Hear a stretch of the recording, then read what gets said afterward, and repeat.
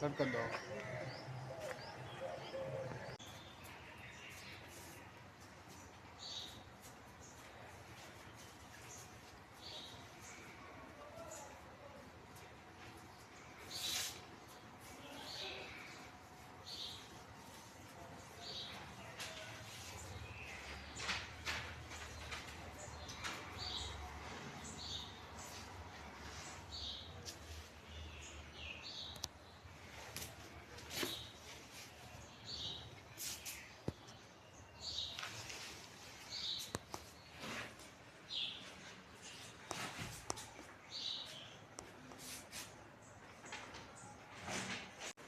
આજે આપણે તાલુકો જિલ્લો પાટણ ને ગામ સંડેર ગામની અંદર કાનજીભાઈ પટેલ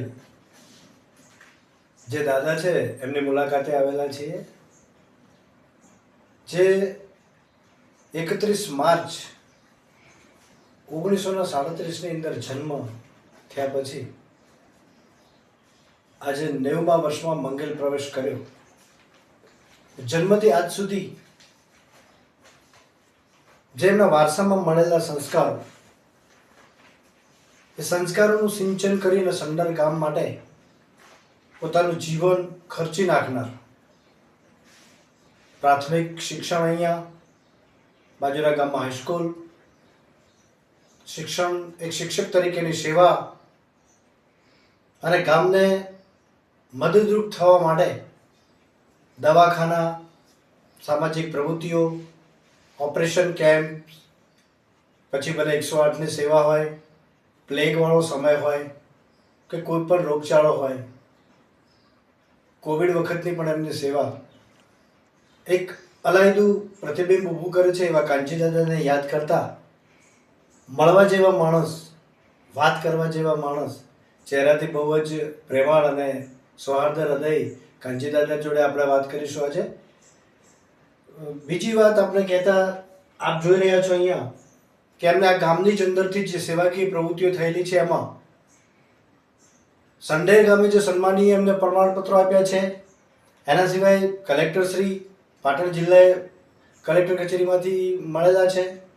એવા જ રાજ્ય સરકાર એટલે ગુજરાત સરકારે પણ એમને એવોર્ડિસ્ટ કરેલા છે. અને જે તે જ્ઞાતિના મંડળો, ચાલુક્ય વંશ પ્રાચીન મંદિર સંડેર છે એના તરફથી ગામમાંથી બહુમાન મળેલા છે. એના સિવાય ઘણા બધા એવોર્ડો, અસંખ્ય એવોર્ડો જે આપણે એની એવોર્ડોના સર્ટિફિકેટના પ્રમાણપત્રોની ભરમાર આપણે જોઈ શકીએ છીએ. એવી ખ્યાતિ મેળવેલા કાંચીદાદા આપણે જોડે વાત કરીશું. નમસ્કાર દાદા. નમસ્કાર. અનુરાગ કોમ્યુનિકેશનમાં આજે હું અને અમારી ટીમ વતી આપનું હાર્દિક સ્વાગત કરીએ છીએ. Thank you. આભાર. દર્શક મિત્રો, આપણે જે અત્યારે વાત કરી રહ્યા હતા કાંચીદાદાની, કે જે કાંચીદાદા પાટણ જિલ્લો અને તાલુકો પાટણ છે એનું એક નાનકડું ગામ છે સંડેર ગામ. જેમ શૂન્યમાંથી સર્જન કરીને જે વાત કરી છે એવી જ રીતે આ દાદાએ પોતાનું આખું જીવન ખર્ચીને આ ગામને હેરિટેજ સાઇટ ઉપર મૂકી દીધું છે. થોડા જ સમય પહેલા 89માંથી 90 વર્ષની પડાવની અંદર જઈ રહેલા મંગલકાલી, ક્રાંતિકારી અને ગાંધી બાપુ જ્યારે ગુજરી ગયા, દેશ આઝાદ થયો 1947માં, એ વખતે એમની 10.5-11 વર્ષની ઉંમરે પણ એમના અંદર જે ઉજ્વાળ હતો, જે ઉમળકો હતો, એને લઈને આ ક્રાંતિકારી વિચારોથી આજે 90 વર્ષની અંદર વૃદ્ધ દાદા નહીં પણ જુવાણીને જોશ લાવે એવા કામ, એવા કાંચીદાદાનું આપણે હાર્દિક સ્વાગત કરીએ છીએ. દાદા, આપણો જન્મ થયો અને પછી આ બધા વિચારો કઈ રીતે આપણને આવતા રહ્યા? હું જ્યારે નાનપણમાં હતો ત્યારે ગાંધીજીનું જ્યારે અવસાન થયું, હાજી, ત્યારે ગામમાં એ વખતે 12મું થતું હતું. હા, અને 12મું બંધ કરાવવા માટે હા, ગામના કેટલાક કોલેજનો જે બહાર ભણતા હતા હા, એ આવેલા અને એમને 5-7 ભેગા થઈ 12મું બંધ કરો, 12મું બંધ કરો એમ કરી સરઘર કાઢ્યું. આ જોઈ અને અમે 5-7 ટાબરિયા પાછળ જોડી ગયા. બરાબર છે. એ વખતે ઠેક 12મું રંધાપુર ત્યાં સુધી પહોંચ્યા ત્યારે ભા હતા એ ધોકો લઈને પાછળ પડ્યા એટલે બધા કોલેજોને નાહી ગયા. અમે નાટા કરા પણ અમે તો ચાલો જઈએ એટલે અમને તો ઘોડ ઉપર 2 લાત મારીને કાઢી મૂક્યા. બરાબર છે. અને ત્યારથી મને કંઈક કરવાનું, કંઈક નવું કરવાનું અને એવો ઉમળકો થયેલો. ચોક્કસ. દાદા, પ્રાથમિક શિક્ષણ તમે ક્યાંથી મેળવેલું છે? હું પ્રાથમિક શિક્ષણ 1 થી 5 ધોરણ હા, સંદેશ પ્રાથમિક કુમાર શાળામાં મેળવેલું. બરાબર છે.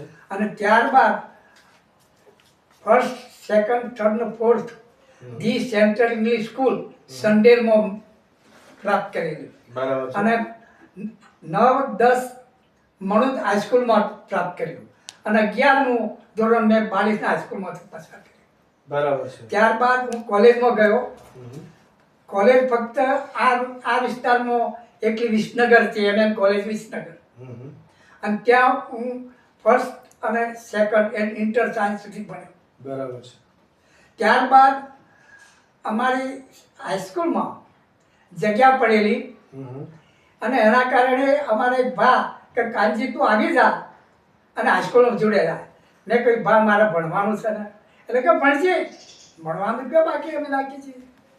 અને હું હાઈસ્કૂલમાં 1958માં જોડાઈ ગયો. બરાબર છે. ત્યારબાદ હું હાઈસ્કૂલમાં કામ કરવા મળ્યો અને સાથે સાથે ગામની બીજી ત્રીજી પ્રવૃત્તિઓમાં ચાલુ રાખ્યું. બરાબર છે. આપ હાઈસ્કૂલમાં એક એઝ અ ટીચર યાની કે શિક્ષક તરીકે જોડાયા છો હા. અને સાથે સાથે સમાજ ઉત્થાનના કાર્યો કર્યા છે. તો એવા વિચારો ક્યારથી આવ્યા દાદા આપને? એ વખતે બન્યું કે અમે ત્રીજા ધોરણમાં એટલે થર્ડમાં હતા અને ગામની સીમમાં યસ. ટેકરિયા તીડ, હા. જેટલા મારતા તીડ અચ્છા. આવેલા હા. અને એને ગામનો જે લીલો પાક આખો ખાઈ જાય એવી એક ભય ઊભો થયો. હમ. અને એ વખતે અમારા શાળાના આચાર્ય અને જે સ્વાતંત્ર્ય સેનાની તરીકે હતા કાશીભાઈ પટેલ, એમને અમને પ્રોત્સાહિત કર્યા અને ગામને પ્રોત્સાહિત કરે અને ટેકરિયાથી આપણી સીમમાં સંજયની સીમમાં ન આવે એના માટે પ્રયત્નો કરી અને અમે પ્રેરણા અને પ્રેરક આપી અને આખા ટેકરિયાને રોકવા માટેનો એક આયોજન કરી અને તમે કામ કરવા મળ્યા. બરાબર છે. હવે દાદા, જે આ તીડ જે ભાષા છે, તીડ નામનું એક જનાવર છે માનો કે, અને એ આવે છે એટલે ખેતીના જે પાક છે એને નુકસાન કરે છે. એને સાવાણાથી પાછી વાળા દે કે એને ભગાડી દે તો એનું તબક્કાવાર જે એનું જીવન છે, પહેલા એ ઠેકડા મારતા હોય છે, પછી એની અવસ્થાઓ વિશે કંઈ જાણો છો? હા, એમની પહેલા ઈંડા અવસ્થા આવે છે, હા. પછી ઈયળ આવે છે, પછી ટેકડીએ તીડ થાય અને પોંચકું આવે એટલે ઉડે. બરાબર છે. અને જો પડે તો એક લાકડું સૂકું એ મૂકે નહીં. બરાબર છે. તીડ એનું નામ આખું ને આખું ખાઈ જાય.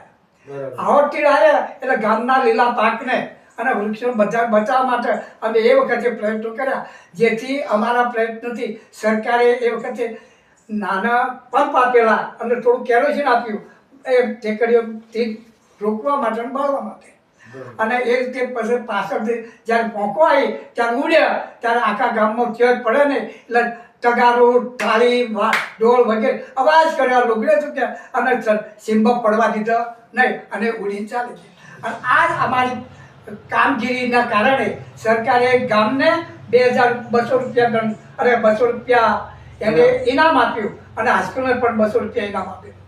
સરસ વાત છે કે જે તીડ એવી પ્રજાતિ છે કે એને લઈને નુકસાન થાય છે અને દાદાએ એક સરાહનીય કામ કરી અને તીડોને ભગાડ્યા, થાળી, વાટકા, ગ્લાસ વગાડી અવાજથી એક માહોલ ઊભો કર્યો અને તીડોને ભગાડી દીધા. એ વખતે સરકારશ્રીએ, ગુજરાત સરકારે ખુશ થઈને ઇનામ રૂપી આમને 200 રૂપિયા આપ્યા અને ગામને પણ 200 રૂપિયા આપીને નવાજવામાં આવ્યા હતા. બહુ સરાહનીય કામ છે દાદા. પછી ગામની બીજી પ્રવૃત્તિઓમાં આપણે શું શું કરેલું છે?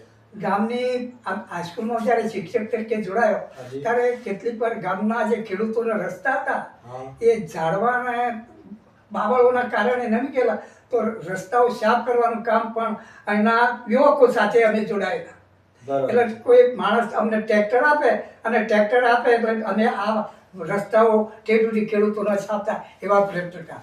બીજું એક પહેલા ગામમાં પાણી પીવા માટે કૂવામાંથી ખેંચવામાં આવતું અને એના કારણે એ પાણીનો જે કૂવો છે એ કૂવાનો કોઠો છે એ ગાળાથી ભરાયેલો થાય.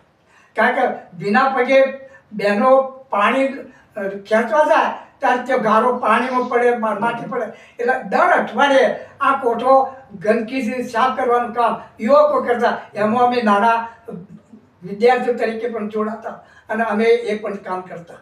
એટલે આ પ્રવૃત્તિઓ એ વખતે થતી. પછી એ વખતે સામાન્ય રીતે કંઈક બીજું મોટું કામ હોય તો પણ મોટાઓ સાથે અમે વિદ્યાર્થીઓ જોડાતા અને કામ કરતા હતા. હાઈસ્કૂલમાં આવ્યા ત્યારે ખાસ કરીને મારી જે પ્રવૃત્તિઓ હતી રમતગમત, હું રમતગમત હોવા નહીં પણ કોલેજમાં હું ખેલાડીનો એક ખેલાડી ખોખોનો ખેલાડી હતો. એના કારણે મને રસ વધારે હતો. એટલે અહીંયા પાટણ જિલ્લા નું જે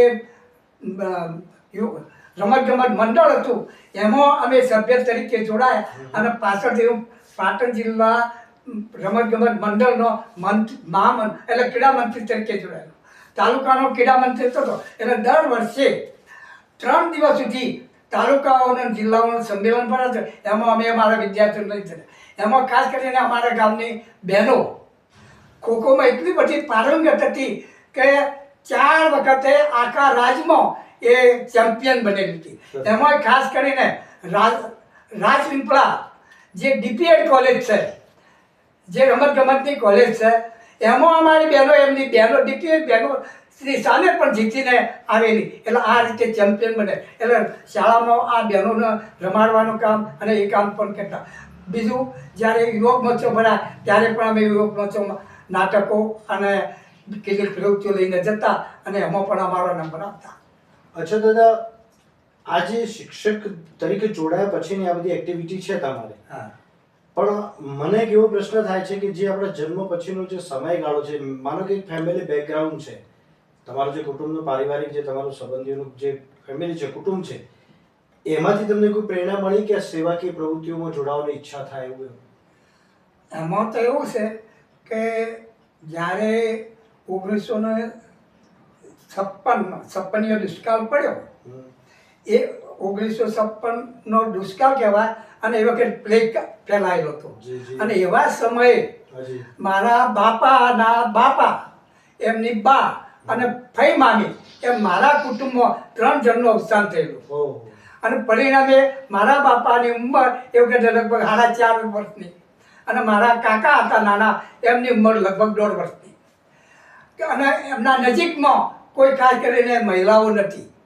પરિણામે એમને ઉછેર થાય એવું લાગ્યું નહીં. એટલે મોસાળમાંથી એમના મામા આવી અને લોકાચાર આવ્યા ત્યારે એમને શું વિચાર કર્યું કે આને અને વાલમ એમના મોસાળમાં લઈ જઈએ. અને એના માટે ડાભડીથી એક બેનને એમને તૈયાર કરેલી, જે જૂનો અમારો સંબંધ હતો એમને, કે તમે આ 2 બાળકોને લઈ અને ત્યાં વાલમ મૂકી દેજો. એટલે મારા બાપાને અને મારા કાકાને આ રીતે વાલમ મૂક્યા અને ત્યાં એ ભણ્યા.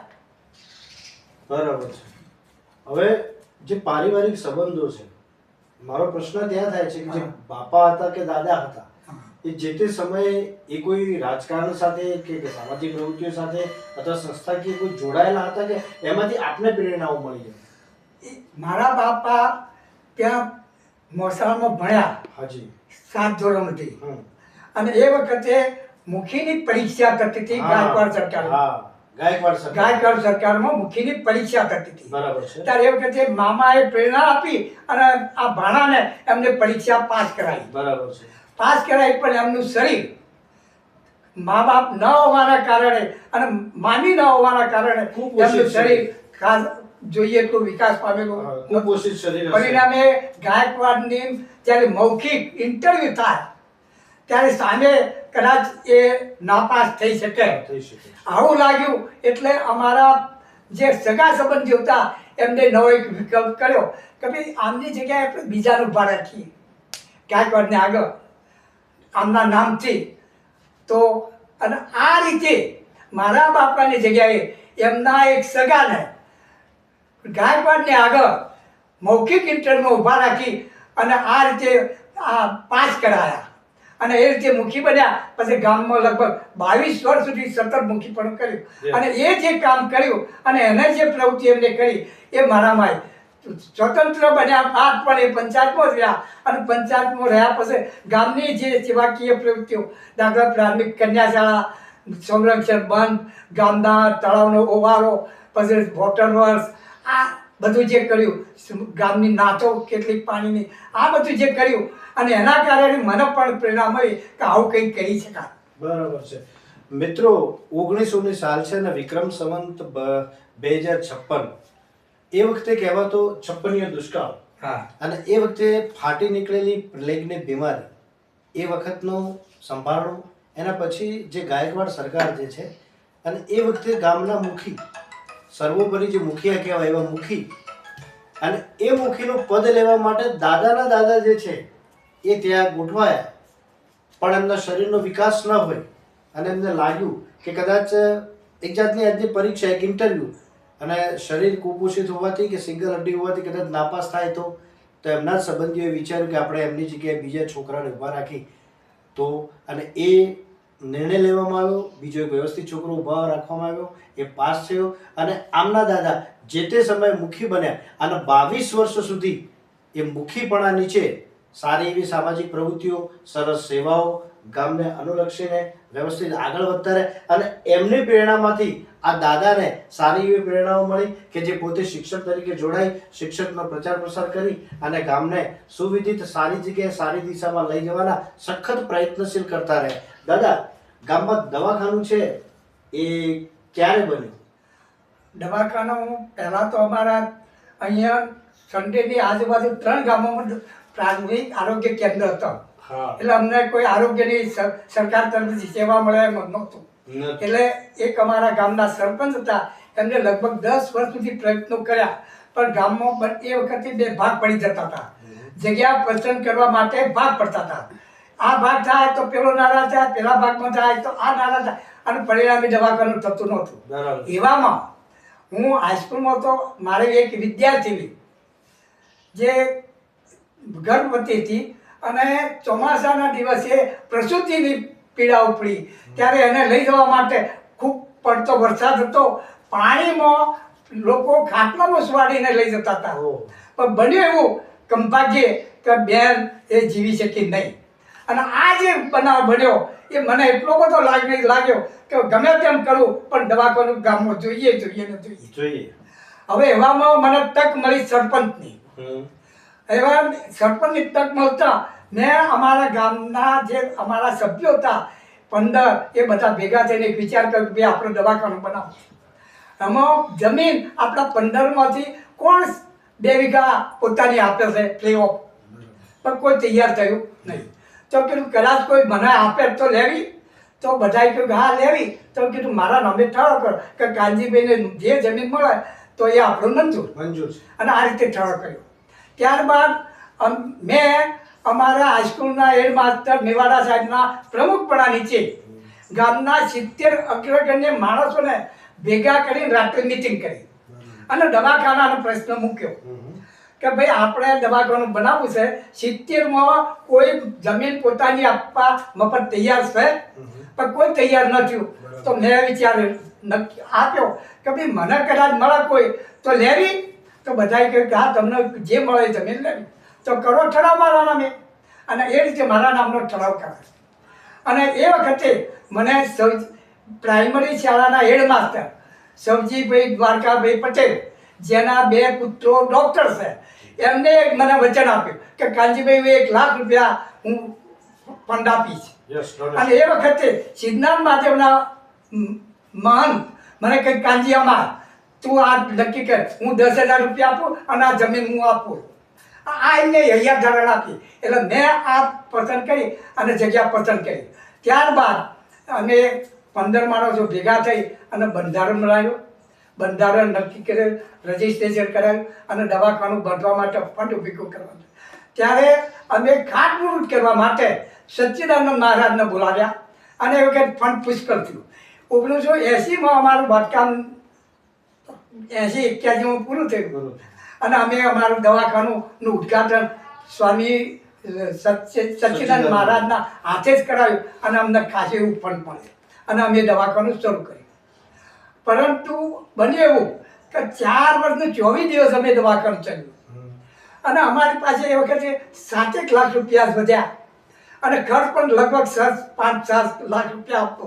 એટલે લાગ્યું એવું મંડળને કે ભાઈ આપણે હવે શું કરીશું, દવાખાનું ચાલી શકે કે કેમ, અને નહીં ચાલે તો મુશ્કેલી ઊભી થશે. એવામાં અમને એક તક મળી. ભાંડુ ગામે વલ્લભભાઈ જે આરોગ્ય મંત્રી હતા તે અને મુખ્યમંત્રી અમરજી ચૌધરી એ ત્યાં ભાંડુ ગામે આવેલા. એટલે અમે વિચાર કર્યો, લગભગ અમે 15 માણસો, કે આપણે મળીએ અને દવાખાને એમને સોંપવાનું કરીએ તો. એટલે અહીંયા ગામમાં તમે આ એક વિચાર લીધો, ગામના માણસોને પૂછી કે આવું કરવું છે. એમને મને આપણે ગામના લોકોએ રજા આપી. એટલે અમે 15 માણસો ભાંડુ, અમે મુખ્યમંત્રી વલ્લભભાઈ ચૌધરી અમરસિંહ ચૌધરી સાહેબને મળ્યા અને વલ્લભભાઈને મળ્યા અને એમને વિચાર રજૂ કર્યો. એટલે એમને કહ્યું કે તમે ગાંધીનગર આવો અને આપણે વિચારીએ. એટલે અહીંયા ગાંધીનગર જવા માટે અમે 15 માણસોની કમિટી બનાવી અને આ કમિટી તેમને રૂબરૂ મળવા માટે ગાંધીનગર ગઈ. અને ત્યાં ચર્ચાના અંતે દવાખાનું સ્વીકારવા માટે સરકાર તૈયાર થઈ. પરંતુ એક પ્રશ્ન નડ્યો કે ભાઈ સ્ટાફનું શું કરીશું. એટલે અમે કીધું કે અમારા સ્ટાફને તમારે સમાઈ લેવો પડે. એટલે સરકારના નિયમમાં નથી, તો અમે પરાણે કગરીને આખા સ્ટાફને સમાવવાનો નક્કી કરાવી અને સોંપી દીધું. અને અમે આવી રીતે દવાખાનું 1984માં સરકારને સોંપ્યું. અચ્છા દાદા, 1984ની અંદર જે આપે દવાખાનું સરકારશ્રીને સોંપ્યું, પણ એના પહેલા 1980માં દવાખાને જ્યારે સ્ટાર્ટ કર્યું ને, તો 4 વર્ષ સુધી આપણને કેવી કેવી મુશ્કેલીઓ પડી? 4 વર્ષમાં બનતું એવું કે અમે ડૉક્ટરો રાખીએ તો 1-2 મહિના રહે અને ડૉક્ટરો જતા રહે. 1-2 મહિના રહે અને ડૉક્ટરો છે, એમાં અમને મોટી તકલીફો પડવા મળી. બીજું દવાઓની તકલીફો પડવા મળી. અને બીજું જોઈએ એવી સેવા જે મન માની શકે અને સારી આપીએ છીએ એવું અમારું મન માનતું નહોતું. અને એના કારણે અમને થોડીક તકલીફો પડતી હતી અને ફંડમાં પણ મુશ્કેલીઓ પડતી હતી. એટલે અમે દવાખાનું સરકારને સોંપવાનું નક્કી કર્યું. બરાબર છે. હવે સરકારશ્રીને જ્યારે દવાખાનું આપે સોંપ્યું, એના પછી સરકારે અહીંયા મકાન બનાવ્યું કે શું શું સગવડો આપી? સરકારે મકાન બનાવ્યું નથી, અમે મકાન બનાવીને સરકારને સોંપ્યું. અને એ વખતે ત્યારબાદ અમે જ્યારે આરોગ્ય મંડળના પાસે ફંડ હતું એમાંથી જ્યારે દવાખાનાની જરૂર પડે ત્યારે દવાઓ લાવી આપતા. અમે ઓપરેશન થિયેટરમાં એસી પણ મોકલી આપ્યું. અમે એક મશીન જે કાર્ડિયોગ્રામ એ પણ આપ્યું. બીજું એક સારું ટીવી લઈ આપ્યું. બીજી દવાઓ અને બીજું જ્યારે જરૂર પડે ત્યારે અમારી પાસે જે ફંડ હતું 6-7 લાખ રૂપિયા એમાંથી અમે આપવા મળ્યા. અને ત્યાર પછી અમે એક સારા ડૉક્ટરને અમારા ત્યાં નિમણૂક થઈ હતી સરકારની. પહેલાં એ હતા ગોસ્વામી, અહીંયા કલોલ પાસે શેરતાના વતની ગોસ્વામી. એ અહીંયા મુકાયેલા અને એમને એ હતા સર્જન. એમને વાત કરી કે મારું સર્જનનું કામ છે, અહીંયા કામ થાય એવું નથી, શું કરવું? ઓપરેશન તો હું કરી શકું નહીં.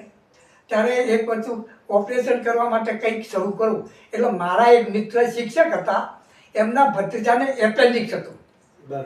હવે અમે વિચાર કર્યો કે એપેન્ડિક્સનું ઓપરેશન અહીંયા સાહેબ કરતા હોય તો આપણે અહીંયા કરાવીએ અને દર્દી તૈયાર થઈ ગયો. અને ડૉક્ટરે આ પાડી અને અમારે ત્યાં એપેન્ડિક્સનું ઓપરેશન કર્યું. ત્યારબાદ આ સર્જને, ગોસ્વામી સર્જને લગભગ 70 જેટલા ઓપરેશનો કર્યા.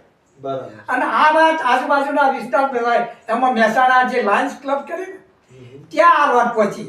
એટલે લાયન્સ ક્લબે અમારા આ ડૉક્ટરને વધારે પગાર આપીને એ ઉઠાઈ ગયા અને અમારું દવાખાનું આવા ડૉક્ટરો વિના રહી ગયું, સ્તબ્ધ રહી ગયું. અચ્છા દાદા, ત્યાં કેવા કેવા કેમ્પોનું આયોજન કરતા? અમે શરૂઆતમાં ખાસ કરીને રસીના કેમ્પો કરવા મળ્યા. એમાં ખાસ એક તો ટાઇફોઇડની રસી વિનામૂલ્યે આપતા હતા. અચ્છા, સરસ. પછી MMRની રસી, જે બહેનોને કારણ કે બ્લડ ઓછું હોય અને એની તકલીફ હોય તો 10 રૂપિયાના એક ટોકન લઈ અને ટોકન ચાર્જ લઈ અને રસી આપ. ટોકન ચાર્જ એટલા માટે કે ફરીથી લેવા આવે. સાચી વાત છે. જો મફત આપીએ તો મફતની કિંમત થાય, કિંમત નહીં, એનું સ્વાભિમાન બી જળવાય. એટલા માટે અમે 10 રૂપિયા ટકર. પછી જેની કમરાની રસી જે બહાર લેવા જાય તો 300 રૂપિયા લેતા. એક તો ડૉક્ટર 500 રૂપિયા ફી લે કેસની, 300 રૂપિયા રસીની લે. એવા 3 ડોઝ લેવા પડે નિયત સમયે, તો એના લગભગ 2,000-3,000 રૂપિયા ખર્ચ થાય. આવું ખાસ કરીને થાય નહીં તો એટલા માટે અમે નક્કી કરી મંડળે કે આપણે વિના મૂલ્યે આપીએ એટલે ટોકને આપીએ. તો અમે ફક્ત 15 રૂપિયા એક રસી લેવા માટે 15 રૂપિયા એમ 3 રસી 3 કે 15-45 આપતા અને આ રીતે અમે રસીઓને કેમ અચ્છા દાદા, જે 15 થી 45 રૂપિયામાં 3 રસીના ડોઝ તમે આપતા હતા, તો એ જ રસીની બહાર શું પ્રાઇસ કે કિંમત હતી? એ રસીની 300 રૂપિયા હતી. અચ્છા, એક ડોઝ એક ડોઝના એટલે 900 રૂપિયાની 3 સ્ટેપ. હા, સરસ. આ એક સારી વાત છે. જે સામાન્ય ડોક્ટરો બહાર 300 રૂપિયા લેતા. બરાબર છે, પ્રાઇવેટ ચેનલ. બરાબર છે. પછી અડકવાની રસી એક વખત એવો સમય આવ્યો કે લગભગ ગુજરાતમાં અડકવાની રસીની તંગી પડી. એવામાં અમે 290 રૂપિયે અડકવાની રસી લાવવા મળ્યા. આજુબાજુ કઈ મળતી નહોતી અને એવા અડકવાની 100 રૂપિયામાં અમે આપતા હતા. એ વખતે રાજસ્થાનમાંથી પણ કેટલા કેસ અડકવાના આવતા અને અમે આપેલા. બરાબર છે.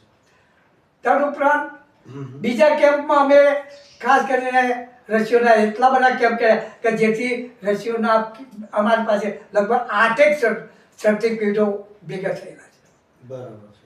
દાદા, જેમ હિપોટાઇટિસ બી, પછી કોરોના છે, એના પહેલાં સ્વાઇન ફ્લૂ છે, એના ચિકનગુનિયા છે, આવી જે ઘણી મોટી મોટી બીમારીઓ આવી છે, એ વખતે બી આપણે ઘણી બધી પ્રવૃત્તિઓ સાથે જોડાયેલા છે. એમાં ઉકાળા છે, રસી છે, કે એને લઈને કંઈ બીજી શું પ્રવૃત્તિ કરતા હતા? અમારા ત્યાં લગભગ 10 થી 12 યુવકોને એક સરસ મજાનો સેવાકીય મંડળ છે. સરસ. અને એ મારા હાથ નીચે કામ કરવા તૈયાર હોય. એ મને આગળ કરી અને કામ કરે. હવે ચિકનગુનિયા હોય, સ્વાઇન ફ્લૂ, એ જ્યારે શરૂ થયા ત્યારે રસી એમને ઉકાળો પાવાની વાત થઈ ત્યારે મને પહેલાં કહે તો હું એમને પાટણમાં આયુર્વેદ દવાખાનું જે હોય ત્યાંથી ઉકાળાની જે રસીઓ 3 પડીકો લાવતો, 3 પડીકો લાવી બીજી 10 વનસ્પતિઓ અમારા માણસો ભેગો કરતા, જેમાં ગળો, પછી આપણે આ બીજી તુલસી, અળુસી, આવી બધી જે કરી ને એ બધી વનસ્પતિઓ ભેગી કરી અને મેં એને કુટી કરી તૈયાર કરી 5 વાગે આખો ઉકાળવા માટેની તૈયારી કરતા અને 5 વાગ્યા પછી એક મોટા તપેલામાં આ ઉકાળો શરૂ કરતા અને એ અમારા સંડેરી માતાના ભોયરામાં 5 વાગે શરૂ કરીએ તો 9-10 વાગ્યા સુધી અમે ઉકાળો કર્યા કરી અને ઉકાળો જ બરાબર તૈયાર થાય ત્યારે એને ઢોકીને મૂકી રાખતા. સવારે 5 વાગ્યા પહેલાં અમારા 7 માણસો જે ત્યાં કામ આપેલું બધા ત્યાં આવી જાય, ઉકાળા ડોળોમાં ગળી અને 3 જગ્યાએ બેસી જતા અને 3 જગ્યાએ પ્યાલો લઈ અને બેસી જાય. અને અમારા ગામમાં એવી ટેવ પડેલી કે ઉકાળાની વાત આવે એટલે દરેક ગામમાંથી પોતા ઉકાળો ત્યાં પીવા જ આવી જાય અને જરૂર પડે કોઈ અપંગ હોય, લોલું બીજું ત્રીજું હોય તો એના માટે વાડકી લે કે વાસણ લઈ અને ઉકાળો ઘેર લઈ જાય. તો આખા ગામમાં કોઈ પણ કોમ, બધી કોમ ત્યાં આવીને પી જતી અને આ જે ટેવ પડેલી કે ઉકાળે નામ આવે એટલે તૈયાર લોકો થઈ ગયા. એટલે સ્વાઇન ફ્લૂ વખતે 10 દિવસ સુધી ઉકાળે. પછી અમે ચિકનગુનિયા વખતે આપી, કોરોના વખતે પણ અમે આપી છે. અને આ રીતે મેં ઉકાળાની વાત કરી. એટલે ઉકાળા માટે તો જરૂર પડે ઉકાળા બાજુના ગામમાં વધારાનો પહોંચાડતા. ડાભડી, મણુજ જેવા ગામોમાં પણ અમે ઉકાળો પહોંચાડતા. બરાબર છે. અને આ રીતે ઉકાળાની વ્યવસ્થા કરતા. હવે એવું જાણવા બી મળ્યું છે કે આ જે પ્રવૃત્તિઓ કરી, ઉકાળા બનાવ્યા, લોકો સુધી પહોંચાડ્યા, આપણું ગામ તો ખરું પણ સાથે સાથે બાજુવાળા ગામની બી જે સેવાઓ કરી, એને લઈને જિલ્લાના કલેક્ટર શ્રી આપનું અભિવાદન કર્યું હતું, સ્વાગત કર્યું હતું, કે કંઈ પ્રમાણપત્ર આપ્યું હતું અમને? એમાં 108ની જે સેવા મેં કરી આજે અને એ 8ની સેવાના કારણે પાટણ જિલ્લા કલેક્ટર સાહેબે કલેક્ટર ઓફિસમાં મને બોલાવીને મને એક 108ની ઘડિયાળનો મોમેન્ટો આપી અને મારું સ્વાગત કરેલું. મતલબ તમને પ્રોત્સાહિત કર્યા? પ્રોત્સાહિત કરેલા. બરાબર છે. અને બીજું, અમે જે આજુબાજુના ગામડાઓમાં 18 ગામડાઓમાં બપોરે જ્યારે 12 વાગે દવાખાનાનો જે ઓપીડી બંધ થઈ જાય અને 12 થી લગભગ 3-3:30 સુધી જ્યારે બંધ હોય ત્યારે આખા સ્ટાફને અમે લઈ અહીંયા એમ્બ્યુલન્સમાં લઈ અને આજુબાજુના 18 ગામોમાં ફરી અને બાળકોની સારવાર કરતા, પછી આંખોની, દાંતોની આવી સારવાર કરતા અને એના કારણે એક વખતે કલેક્ટર સાહેબને ખબર પડી કે આ રીતે બાળકોનું પણ કામ થાય છે, તો એમને અમારા દવાખાના ડૉક્ટર સાહેબને ઓર્ડર કર્યો કે લણવા તમે પણ અમારા સરકારી હોવા છતાં તમે આ સેવાનું કામ આપો, એટલે લણવા પણ અમે આ સેવા આપી. ત્યારે બાજુમાં રાજપુરમાં પણ આ રીતે અમારે સેવા પડી. બરાબર છે. તો દાદા એવું કહેવાય છે કે સવારે 9 થી 1 સુધીની એપીડી હોય અને સાંજે 4 થી 6 સુધીની જે ઓપીડી હોય એમાં વચ્ચેનો જે સમય છે એમાં દવાખાનાની જે ટીમ અને આપણી જે ટીમ છે ગામ લગી બધા સાથે રહીને આ જે પ્રવૃત્તિઓ કરતા હતા, તો એને લઈને પછી કલેક્ટરશ્રી હુકમ કરે કે બાજુના ગામમાં જાઓ, ત્યાં તપાસ કરો, ત્યાં સેવાની જરૂર છે, એવી રીતે જ કરતા રહ્યા ને મોટા. બરાબર છે. હવે સાથે સાથે એ વાત કરીએ છીએ કે આ તમારી એક આખી ટીમ જ છે ને? આ આખી ટીમ છે અમારી. આ દર્શક મિત્રો જોઈ શકો છો કે દાદા વચ્ચે છે અને એમની આખી આ ટીમ છે કે જે સંડેર ગામ માધ્યમ છે દવાખાનું અને એની હોસ્પિટલાઇઝ ટીમ આજુબાજુના ગામડાઓમાં રહીને સવરસ નિદાન કેમ્પો છે, રસીકરણ છે, લોકોની સેવાઓ છે, ઘણું બધું કરે છે જે અભિનંદનને પાત્ર છે. બીજાઓને પ્રેરણા મળે એવી વાત છે. દાદા બીજી વાત એ કરીએ છીએ કે જે આપણું આ ગામ છે તો એને આપણે કહી શકીએ છીએ કે ઐતિહાસિક ગામ છે સંડે. તો અહીંયા કેટલી કોમ્યુનિટી, કેટલા સમાજો રહે છે, કેટલી વસ્તી હશે? આમ જોઈએ ને તો ગામ આમની વસ્તી ખરેખર તો હાલ ઓછી છે, પણ મૂળ ગામની જો વસ્તી ગણવા જઈએ તો લગભગ 14,000 જેટલી થાય. પરંતુ મારા ગામના અત્યારના હાલના લગભગ 600 ઘર પાટણમાં જશે. બરાબર છે. જે સંદેશથી ત્યાં ગયા. મોટા ભાગના શિક્ષકો પોતાના ફેમિલીના બાળકોને ભણાવવા અને પોતે ગાડીઓ લઈને બહાર જતા હોય એ બધા મોટા ભાગે ત્યાં વસે. એટલે આ રીતે અમારા ગામના કેટલાક બહાર છે, કેટલાક નાસિક છે, માલેગામ છે, વડોદરા છે, અમદાવાદ છે, કલોલ છે, પાલનપુર છે, સિદ્ધપુર છે. એટલે અમારા ગામમાં હાલ વસ્તીનું પ્રમાણ ઘણું ઓછું છે. મતલબ કે ઓછી વસ્તી ને વધુમાં વધુ ધંધાર્થી ને નોકરીના કારણે બધા બહાર વસવાટ કરતા છે. બરાબર છે. અહીંયા ગામમાં જે આપણે એક શ્રદ્ધાના વિષય ઉપર જઈએ છીએ તો કયા કયા મંદિરો કે શું છે અહીંયા તમારો બીજો વિકાસ ડેવલપમેન્ટ ગામમાં? અમારા ગામમાં લગભગ 7 પ્રાચીન મંદિરો છે. બરાબર. એમાં એક સંડેરી માતાના ગ્રુપમાં 3 મંદિરો છે. એક સંડેરી માતા, બીજું એક સૂર્ય મંદિર જે મોઢેરાની લઘુ આવૃત્તિ છે, અને એક બીજું 6ઠ્ઠી સદીનું છે. આ ત્રણેય એક લાઈનમાં છે. બરાબર. અને એના વિશે મેં સંશોધન કરી અને કેટલોક પૌરાણિક ઇતિહાસ, શિલ્પ સ્થાપત્ય વિશે આ બધી માહિતી ભેગી કરી. બીજા જે મંદિરો છે, જે અમારા સિદ્ધનાથ મહાદેવ, એ પણ 11મી સદી જે સોલંકી યુગનું ગણાય છે એ પણ છે. આ બધા મંદિરો જ્યારે આપણા ભારત ઉપર, ગુજરાત ઉપર અંગ્રેજ પ્રજાએ એટલે મુસ્લિમોએ આક્રમણો થયા ત્યારે લગભગ ભંગાયેલા. એટલે અમારું ગામ આ જે 5 અત્યારનો જે વસવાટ 5મો વસવાટ છે, 4 જ ભગાયેલું છે. બરાબર છે. એટલે આવા મંદિરો તોડફોડ છે. આ મંદિરો તૂટેલા નથી એટલે એને ખંડિત કરવામાં આવેલા છે. બરાબર છે. અને આ બધો જે હતું એના વિશે મેં કેટલાક લેખ લખ્યા. બરાબર. પરિણામે પાટણ જિલ્લા કલેક્ટર સાહેબ આનંદ પટેલ મુકાયેલા હતા અને એમને વાત કરી કે પ્રાચીન મંદિરો સંદેરમાં છે, આવી વાત કંઈ મળેલી એટલે કંઈ એના મારા જોવા છે, એમને વિચાર થયો મુલાકાત લેવા માટે. એટલે એમના પીએ એમને કોઈને મારું નામ આપ્યું છે, તો એમના પીએ મને ફોન કર્યો કે કાનજીભાઈ સાહેબને સંડેરમાં આ મંદિરોની મુલાકાત લેવી છે, તો તમે હાજર છો? મેં કીધું હાજર છું. બીજા દિવસે 12 વાગે આવ્યા. મેં એમને મંદિરોને બીજું બધું બતાવ્યું અને એના કારણે એમને જોયું કે આટલું બધું અહીંયા છે તો પેલું નહીં, તો એમને આના મેં એક મોમેન્ટો આપ્યો મોટા સંડે વાતાવરણ બીજા. તો એમને પાટણની જે કલેક્ટર ઓફિસ છે એ સીડી ચડવાની છે દિવાલ ઉપર આ 2 ફોટા તો મોટા ચિત્રાયા અને મારા પાસે એમને કેટલાક લેખ માગ્યા. એટલે એની ઝેરોક્ષ કોપી મેં આપી અને એમને ઝેરોક્ષ કોપી ઉપરથી એ પુરાતત્વ ખાતામાં મોકલ્યો અને મારી પાસે એક અરજી માંગી.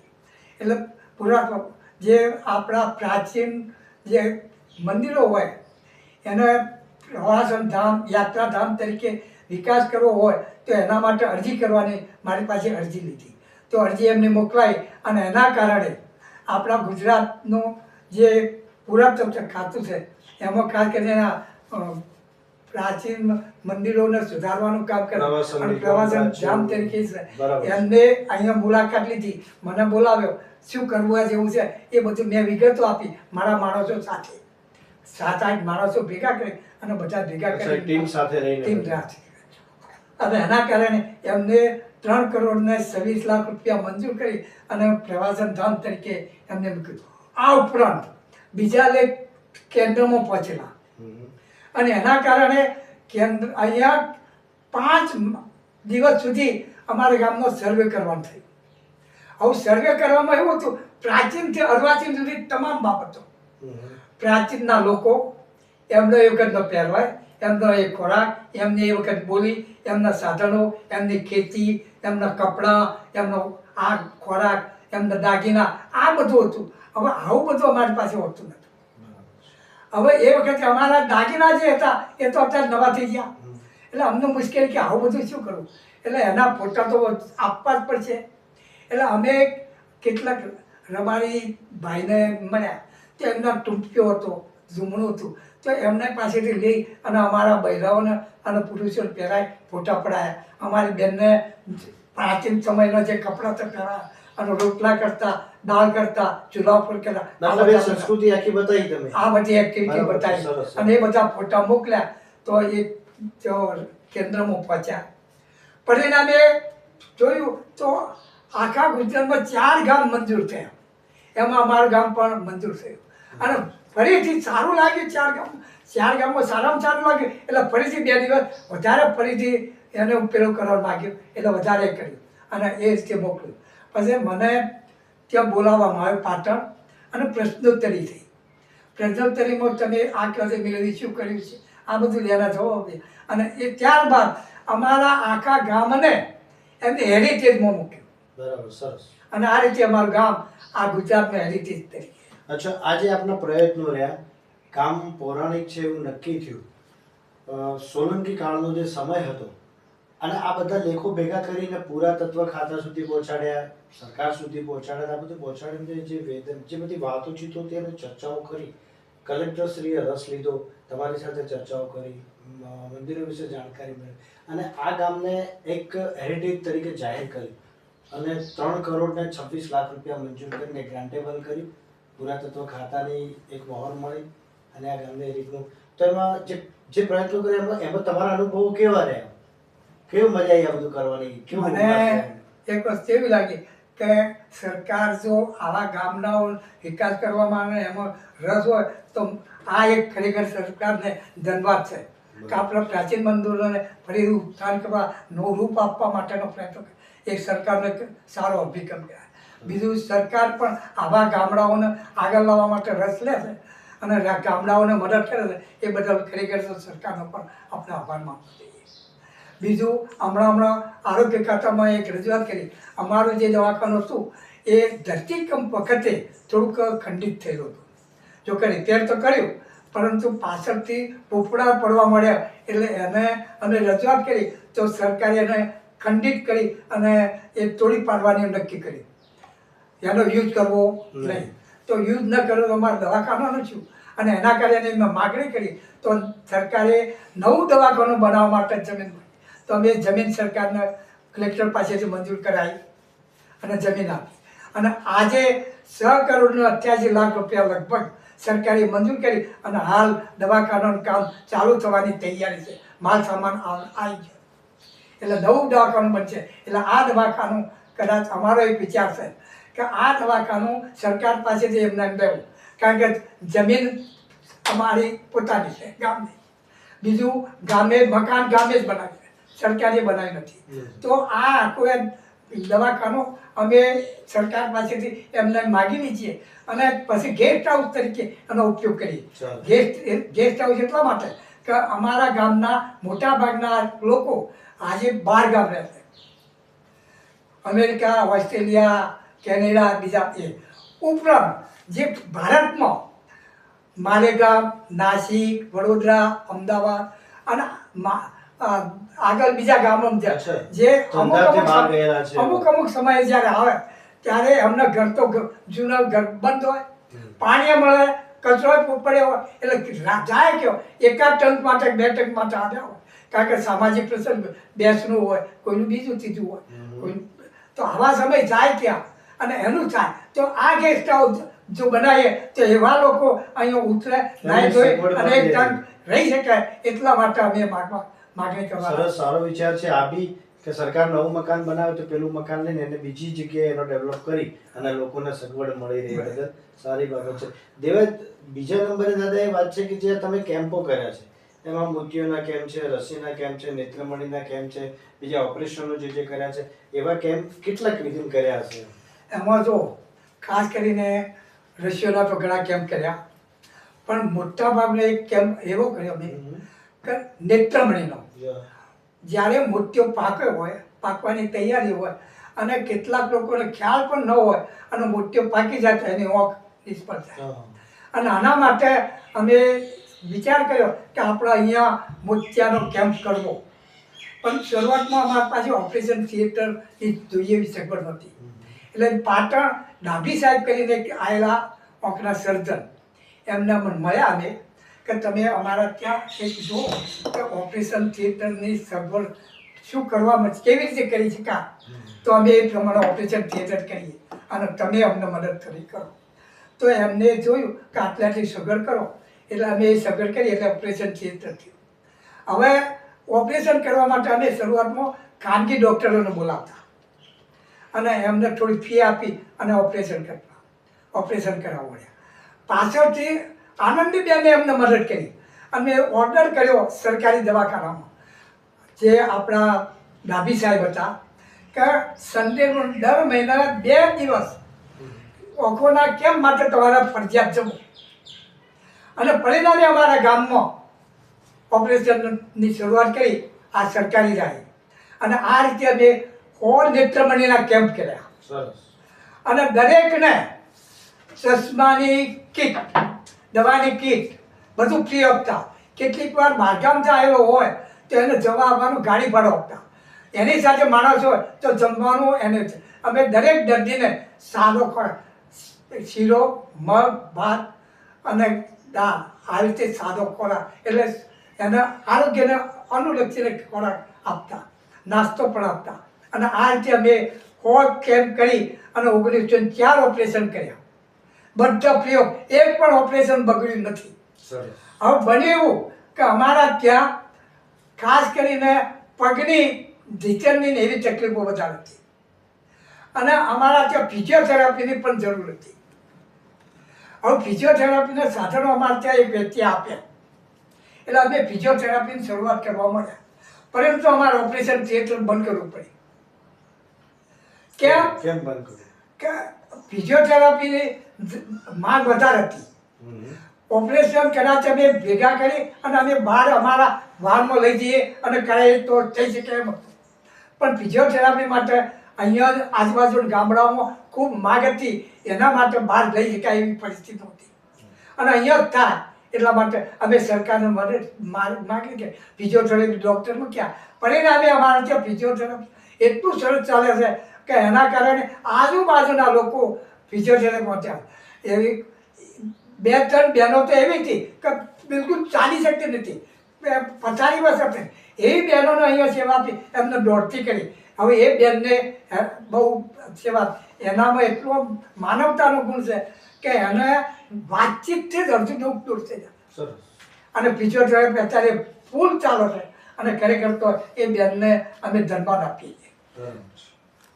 દાદા, આ 90 વર્ષની ઉંમરની અંદર છેલ્લા 50 વર્ષથી, માનો કે 20 વર્ષની જુવાનીમાંથી કરેલા કામ અને અત્યારે 90 વર્ષે પહોંચ્યા છે, તો અત્યારે બી અમે જોઈએ છીએ કે તમારી પ્રવૃત્તિઓ ઘણી બધી ચાલુ છે અને કરતા રહો છો, નવું નવું કરવાની ઈચ્છાઓ છે. તો આવનાર પેઢીના સમાજ માટે કોઈ સંદેશ કે મેસેજ કહેવા માંગો છો? તમારામાંથી પ્રેરણા એ લોકોને મળે એવું કે?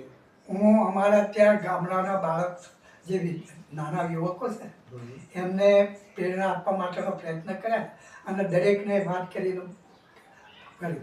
અને કેટલીક વાર જ્યારે મારો જન્મદિવસ ઉજવાય ત્યારે યોગ ભેગા થાય ત્યારે પણ એમને હું આ પ્રેરણા આપી અને કામ કરવાની પ્રેરણા આપતો કે જો તમે જેટલું અહીંયા કામ કરશો એટલું ભગવાન તમને મદદ કરશે. જો સારી રીતે જીવવું હોય અને આપણા કામ આપણા કામનું ફળ સારું મેળવવું હોય તો માનવ સેવા એમાં દર્દીની સેવા એ વધુ અગત્યની છે. અને એ રીતે તમે કામ કરશો તો ચોક્કસ તમે પ્રગતિ કરશો, ભગવાન મદદ કરશે અને તમારું જે લક્ષ્ય એ લક્ષ્ય પણ પાર પડશે એવી મેં વિદ્યાર્થી દર્શક અને મિત્રો, એના કારણે મેં કેટલાક પુસ્તકો છાપ્યા, એમાં યુવકો વિશે પણ લખ્યું. મેં મારા ગામનો એક ઇતિહાસ, સંડેર ગામનો સંડેર ઇતિહાસ. ગામનો ઇતિહાસ લગભગ 160-65 પાન. પછી ભાવિ પેઢી, ભાવિ બાળક કેવું હોવું જોઈએ અને એના માટે નવદંપતિ શું કરી શકે કે જેના કારણે એ પોતાની મન વચ્ચે બાળક પેદા કરી શકે, મેળવી શકે. એના માટે મેં પુસ્તક લખ્યું. જે પુસ્તક પ્રિયો ખાસ કરીને સમૂહ લગ્નો થતા હોય ત્યારે નવદંપતિને ભેટ આપવા માટે જે લોકો મારી પાસે લેવા આવે એમને પ્રિયો જેટલી કોપીઓ જોઈતી હોય એટલી હું પૂરી પાડું છું. બીજું ખાસ કરીને વૃદ્ધત્વને સમૃદ્ધ બનાવો એ હમણાંનું છેલ્લું પુસ્તક મેં લખ્યું. એ મારા થોડા અનુભવથી કે કેમ 100 વર્ષ જીવી શકાય, આરોગ્ય હાચવી, કોઈ પણ જાતના દુઃખ વિના સારી તંદુરસ્ત રીતે કેમ જીવી શકાય એના માટેનો એક પ્રયત્ન કર્યો અને એ પણ ફ્રી ઓફ. દર્શક મિત્રો, જીવનના અંદર કેટલું જીવ્યા છે એ મહત્વનું નથી, પણ કેવું જીવન જીવ્યા છો એ કહેવતને સાર્થક કરતા દાદાનું પાત્ર. એટલે આજે 90 વર્ષની ઉંમરે કેટલાય બધા કેમ્પો, કેટલાય બધા ઓપરેશનો, ગામની પ્રવૃત્તિઓ, મંદિરો, ગામને સુદૃઢ બનાવવા માટે યુવા વર્ગની ટીમ, ગામને હેરિટેજ સુધી લઈ જવાની યાત્રા અને હજુએ અણનમ રહી અને આવનાર પેઢીના બાળકોને સારો મેસેજ આપી અને એક શુદ્ધ સમાજની રચના કરવાની ભાવના સાથે આ દાદાના ઉત્તમ વિચારો સાથે આજે દાદા જોડે વાત કરવાની બહુ જ મજા આવી. એમાંથી ઘણું શીખવા મળે એવું છે. દરેક સમાજને એક મેસેજ મળે એવી વાત છે અને હજુ પણ આપણે દાદા જોડે કંઈક વાત હોય તો કરીએ છીએ. બન્યા રહેજો અમારી સાથે. દાદા, શું બીજું કંઈ કહેવા માગો છો? આ બધી પ્રવૃત્તિઓ જે કંઈ છે એમાં તમે કશું કહેવા માગો છો? હવે હું એક છે કે આવી રીતે સેવાના કેમ્પ કરો અને એના કારણે એમના જે આશીર્વાદ તમને મળશે એ તમારી જિંદગી સુધારી દે છે. સરસ. અને ખાસ કરીને જે ભણતર છે એમાં મોબાઈલનો ઉપયોગ નાના બાળકો ન કરે. ખાસ કરીને અત્યારે મોબાઈલનો ઉપયોગ નાનું બાળક જન્મ તો 6-7 મહિના થાય ત્યારથી જ મોબાઈલ વાપરતું થાય છે. એક આપણી મા બાપની ખરેખર તો આ કુટેવ ગણો તો કુટેવ છે કે એ પોતાનું કામ કરવા માટે તમે બાળકને એક મોબાઈલના રવાડે ચડાવી દો છો. ખરાબ રસ્તે, મોબાઈલના રસ્તે ચડાવ્યું એ ખરેખર આ ખરાબમાં ખરાબ હવે આજે એનું કામ પતાવવા પૂરતો સમય ગાળવા મોબાઈલથી કરી, એ જ મોબાઈલથી પહેલાનું જીવન બગડે છે.